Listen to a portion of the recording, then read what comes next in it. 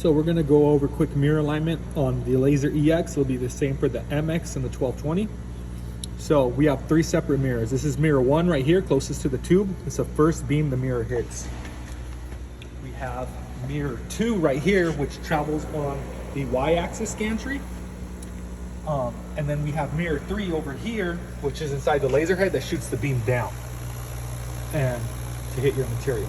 So what we're gonna do for mirror alignment is I like to get the gantry in mirror 2 halfway from mirror 1 to the front of the table, so it's pretty centered. And all we're gonna do basically is we're gonna cover it with tape. Like I have, masking tape works really well. And you're gonna kind of get an indentation of the mirror, as you can see there. And all I'm gonna do is I'm gonna hit the pulse button. Get a nice little burn mark. So you see how that burn mark's pretty center? So we don't need to make any adjustment. Let's say we did need to make an adjustment. Let's say we were hitting high on that mirror. We would come to mirror 1 back here, and you see we have 3 brass knobs. We have one on the lower left, one on the lower right, and one on the top. So if we were hitting high on the top mirror, what we'd want to do is turn this knob, the top knob, clockwise to push the beam down. If we were hitting low, what we would do is we'd turn it counterclockwise to push the beam up. If we were hitting left to the left of, on the left of mirror 2, then we would need to go ahead and turn this clockwise. If we were hitting to the right of mirror 2, we would need to turn this counterclockwise. This knob down here, the bottom right, what this does is adjust the diagonal. So if I turn it clockwise, it's going to bring the beam up and to the left. If I turn it counterclockwise, it's going to bring the beam down and to the right. So let's look at mirror 2, pretty center. So what we're going to do is now we're going to remove the tape from here. Okay, and now you see mirror 3's covered in tape. I like to keep mirror 3 pretty much jogged in right here, dead center of the bed. I'm going to hit pulse here. Get a nice little burn mark. You see that's pretty dead center. Really, we need to make no adjustments, no big deal. But let's say it was off and we were hitting, let's say we were hitting high. I would come to the back of mirror 2 and I would adjust this knob clockwise to bring the beam down. If it was hitting low, I would adjust this counterclockwise to bring the beam up. And I'm talking minute turns, quarter turns, half turns, nothing major. Don't twist it 6 times if you're gonna be way off. If I was hitting to the right or to the front of the table, I'd want to turn this counterclockwise. If I was hitting towards the back of the table or to the left of mirror 2, I'd want to turn this clockwise. So, good there. And so, what I also like to do is, if I'm good there, I'd like to jog this towards the end.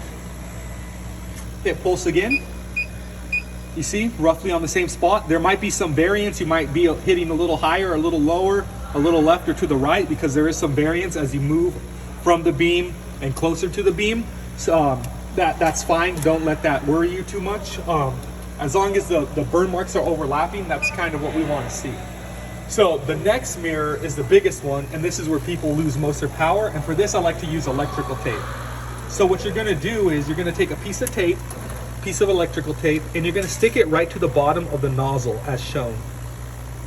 Okay, so what we're trying to do is get an indentation of that little lip right there where the beam exits. Because if the beam isn't center right there, as it comes down, it's going to clip. You're going to lose a bunch of power. It could possibly reflect the beam up into the lens right here where the red ring is. This is where your lens sits. It can bounce back, damage your lens, crack your lens, and now you have to wait for a new lens to come out. So all we're going to do here is now click pulse on the controller.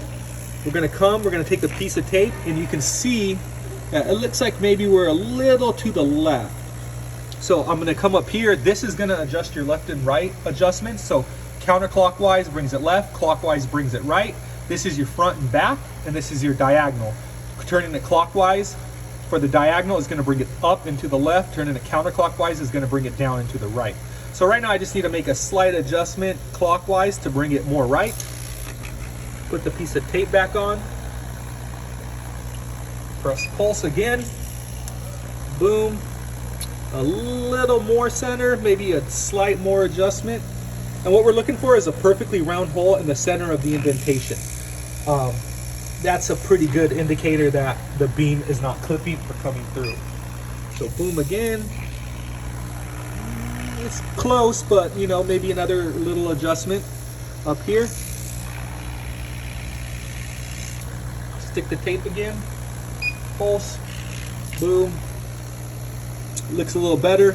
Just leave it as is, and that's pretty much the crux of mirror alignment. You will have to clean the mirrors when you stick tape to each one. But overall, that's just a quick, easy 5-minute way to do it. That's pretty stress-free and pretty quick.